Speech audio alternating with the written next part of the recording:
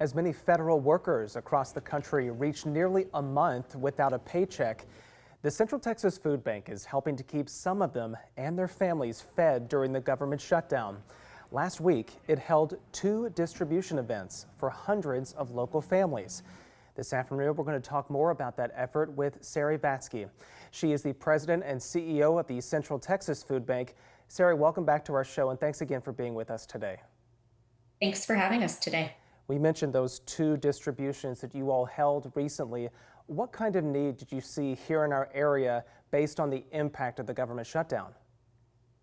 You know, in the 21 counties that the food bank serves, we serve Fort Hood, which has about 40,000 active duty military folks on post, and we have about 30,000 civilian workers. So the need in our area is actually the second highest need in the state behind San Antonio.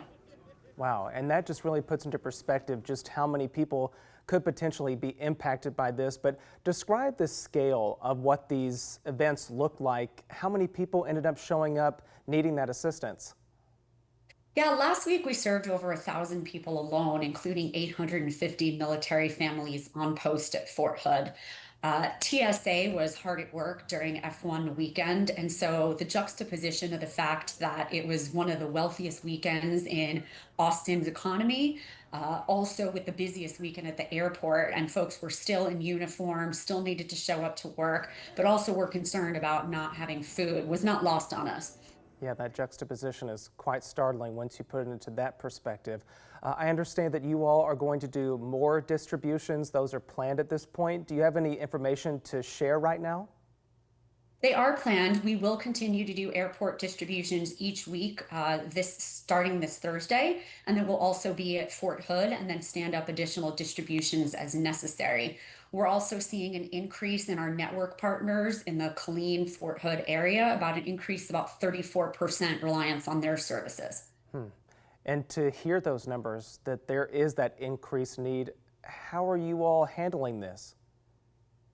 You know, it's not even just a question of federal workers not receiving a paycheck, which could happen as early as the 24th this week, depending on the department.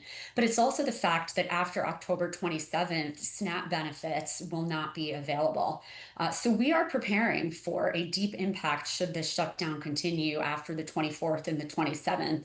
We are unable to meet that need alone, but we, of course, will do everything we can to ensure that families have what they need.